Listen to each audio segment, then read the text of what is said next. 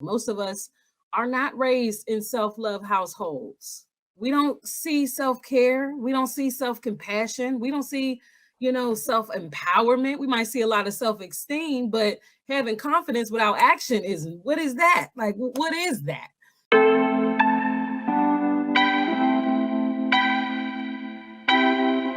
Didn't find myself and speak my truth until I had my disability.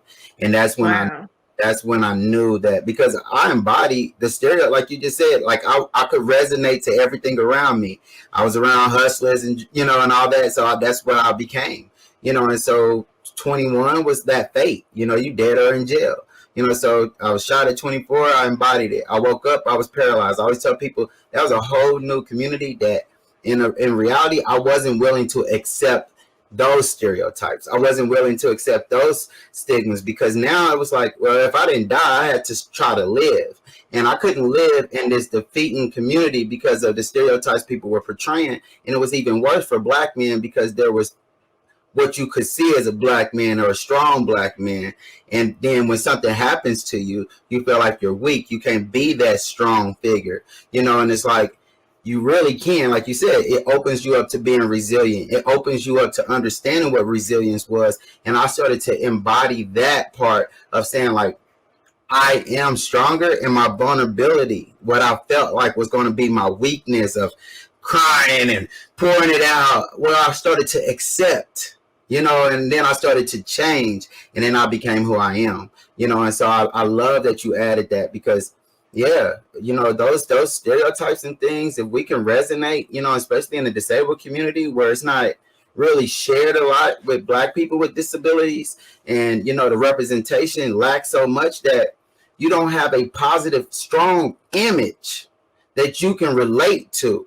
So you fall right into things that now you going to resonate to, because you feel like you're a part of that community. And so that's my whole mission now, is to really show people that you can be strong and powerful and Black and resilient with it, no matter what your situation is, no matter what your circumstances is, because there's more to you than this actual physical body. I can't like pinpoint a specific moment where it was like, I'm gonna share my truth. What I do remember is how that like last 2 months of being pregnant with my daughter into having her and actually seeing her face and being like, this little girl looks just like me. And just being like, I don't want her to ever forget how powerful she is. I don't want her to people please and feel like she has to fit and change herself to make somebody else happy. I don't want her to settle for anything less. I want her to live her truth and know that even when she is down, that she is up. Like I wanted that for her so bad. And I knew that I can't just want that. Like I have to embody it. I have to show her what that looks like. Most of us are not raised in self-love households. We don't see self-care. We don't see self-compassion. We don't see, self-empowerment. We might see a lot of self-esteem, but having confidence without action is what is that? Like, what is that?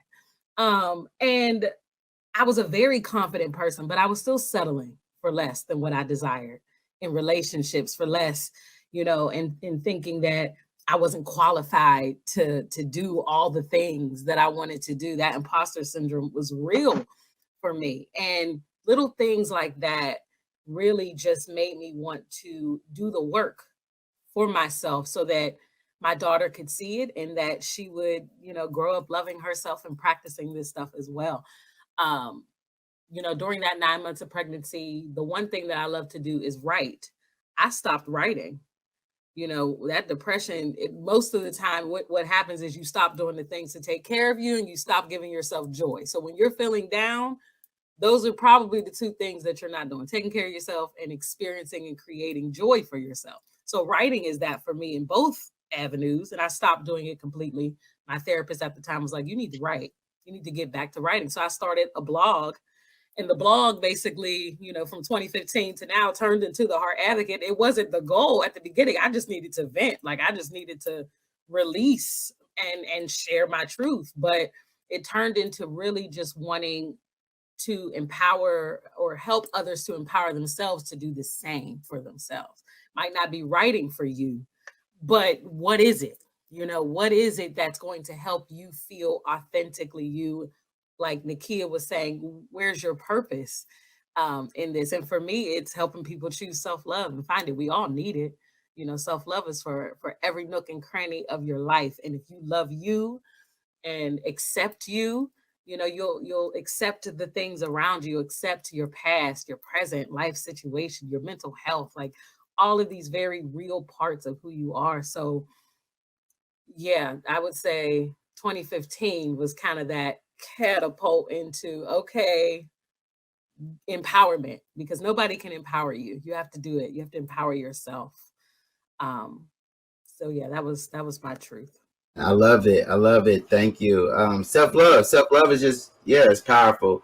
I didn't start reading until I got paralyzed. You know, they say, you know, you want to hide something from a black man, put it in a book. And yeah, I fell into those stereotypes of everything.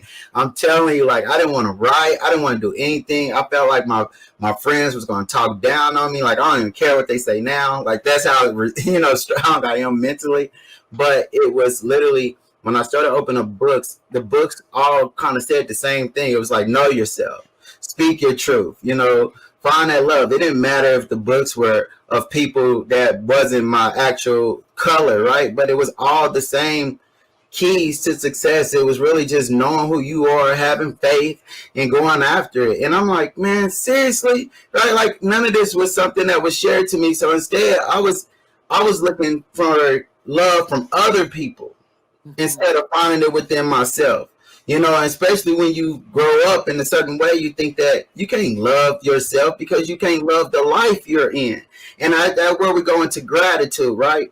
And so now I practice gratitude. It doesn't matter where I am in life. I have to be grateful for one thing, life, because now I have the opportunity to create the reality that I want, you know, and take control. But before it was like, how can I be grateful for life when I'm dealing with this or I got this going on? And it was like, because you don't see the power you hold, because you haven't found the love within yourself. There are people that have so much less than us and they love everything about themselves because they face adversity and they had to accept to love, you know. And so let's talk about quickly, you know, about self-love and, you know, how did that allow you to really speak your truth. Like, so I'm sure as we all, because I, like Taylor said, self-love does have that power, but you have to empower yourself, right? People are always like, man, who motivates you? I'm like, man, I have to get one. I wake up every day and know that I can't walk, right? Like every day I get out that bed, it's adversity, and it's harder some days than others.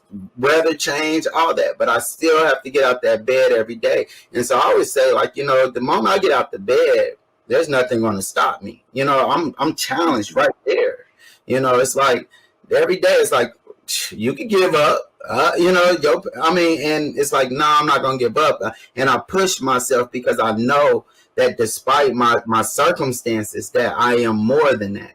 You know, and so it's like I have to always constantly remind myself every day. But that's just like Wes, you love yourself too much to be defeated by these circumstances that you can't control.